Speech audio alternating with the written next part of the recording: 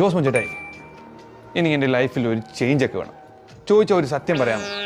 ഇവിടെ ഒരു luxury life ജീവിക്കാൻ ഞാൻ എന്താ ചെയ്യണ്ടേ? അതെന്നടാ ലക്ഷറി ലൈഫൊക്കെ? നിനക്ക് വല്ല ലോട്ടറി വല്ല അടിച്ചോ? അതല്ല ചേട്ടായി, നാട്ടിലുള്ളവന്മാർ ഫോൺ വിളിക്കുമ്പോൾ നീ അവിടെ എന്ത് വണ്ടിയാണ് ഓടിക്കുന്നത് ചോദിക്കുമ്പോൾ ഒരു പഞ്ചക്ക വേണ്ടേ?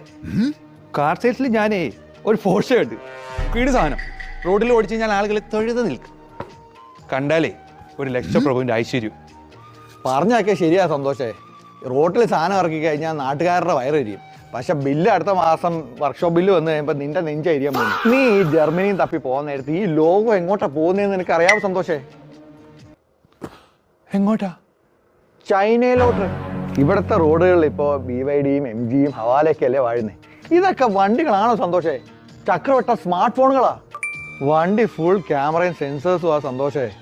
നീ ഒന്ന് കണ്ണ് ചിമ്മി ആ വണ്ടി വിചാരിക്കും നീ കിടന്ന് ഉറങ്ങുവാണ്. പിന്നെ ആ വണ്ടി സൈഡിലേക്ക് പാർക്ക് ചെയ്ത് നിന്നോടൊരു ചായ കുടിച്ചോളം പറയും. എനിക്ക് ഭ്രാന്ത് പിടിക്കുന്ന ജോസ് ചേട്ടായി. പോർഷെ എടുത്തു കഴിഞ്ഞാലും മെക്കാനിക്കിനെ ദത്തെടുക്കേണ്ടി വരും. EV മേടിച്ചാലോ ചാർജ് ചെയ്യാൻ വേണ്ടി ചായക്കട കയറേണ്ടി വരും.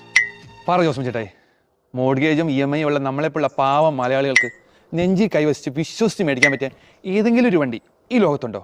നീ ധൈര്യമായിട്ടിരിക്കുക. ഒരാഴ്ചക്കുള്ളിൽ ഈ ബ്രോക്കർ ജോസ്മോൻ ചേട്ടായി നിനക്ക് വിശ്വസിക്കാൻ പറ്റുന്ന, നിന്നെ ചതിക്കാത്ത ഒരു A ക്ലാസ് വണ്ടി റെഡിയാക്കി തരും. സണ്ടിച്ചായ, ഇതാണ് ഞാൻ പറഞ്ഞ സന്തോഷം. നിനക്ക് നിന്റെ പുതിയ വണ്ടി കാണണ്ടേ?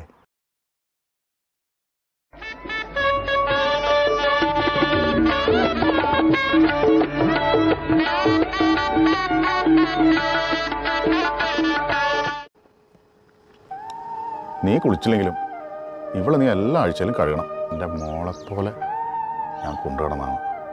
പെട്രോള് 98 മാത്രമേ നീ അടിക്കാവൂ. ടൊയോട്ട ഷോറൂമിൽ തന്നെ നീ സർവീസ് ചെയ്യണം. നീ ഇതായിട്ട് പോകുമ്പോൾ സണ്ണിച്ചായം പൊട്ടിക്കരുന്ന് കാണാൻ എനിക്ക് പറ്റില്ല. അതുകൊണ്ട് പുള്ളിയുടെ മനസ്സ് മറിഞ്ഞ മുമ്പ് നീ എത്രയും പെട്ടെന്ന് ഈ വണ്ടിയായിട്ട് ഇങ്ങനെ പൊക്കോ.